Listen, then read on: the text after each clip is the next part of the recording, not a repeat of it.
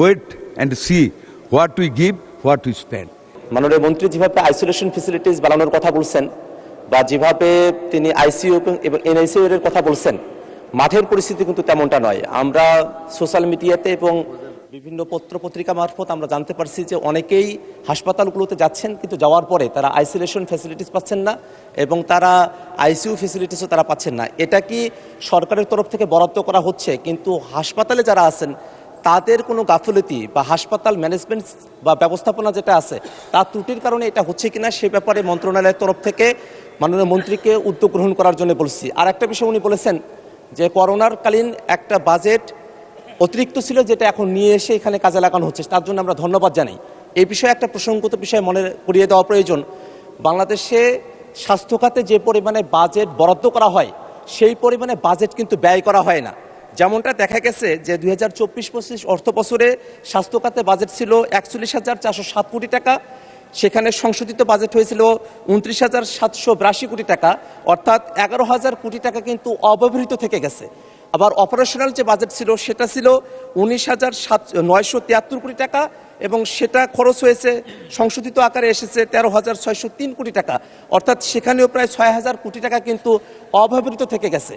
আমাদের মোট বাজেটের মাত্র 5% স্বাস্থ্য খাতে বরাদ্দ করা হয়, জিডিপির যেটা 1%রও কম, এবং আমাদের আসলে আউট অফ দ্য পকেট পিপলের পকেট থেকেই প্রায় 70% স্বাস্থ্য খাতে তাদেরকে খরচ করতে হয়।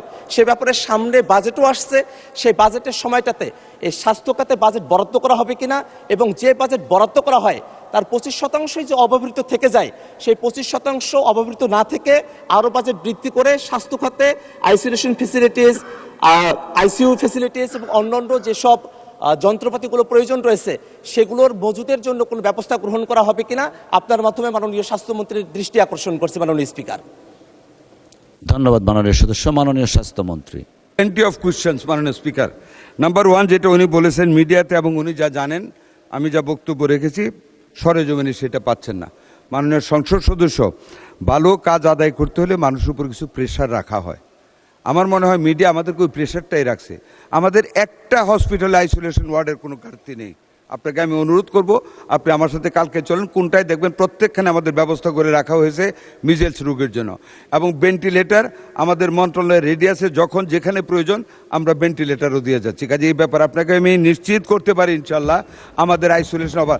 আপনি রাজশাহীতে খবর নেন, ওইখানেও আমরা গতকাল আলাপ করেছি, আমাদের সব কিছু রেডি আছে। 2 নম্বর যেটা বলেছেন আইসিইউর কথা, দেখেন আইসিইউ ইচ্ছা করলে এক্ষুনি করা যায় না। আইসিইউ আমাদের প্রত্যেকটা জায়গায় এই মিজেলস আসার পরে আমরা করেছি। এমনকি আপনাকে বলি 18 ঘন্টায় আইসিইউ ওয়ার্ড আমরা চালু করেছি ইনফেকশাস ডিজিজ সেন্টারে।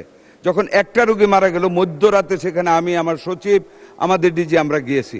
মাননীয় প্রধানমন্ত্রী তদারকি করেছেন, আমরা সেখানে গিয়েছি। মাননীয় প্রধানমন্ত্রী আমাকে বলেছেন, প্রথম আমি শুনি আই হার্ড ফ্রম হিম যে একজন রোগী মারা গেছে।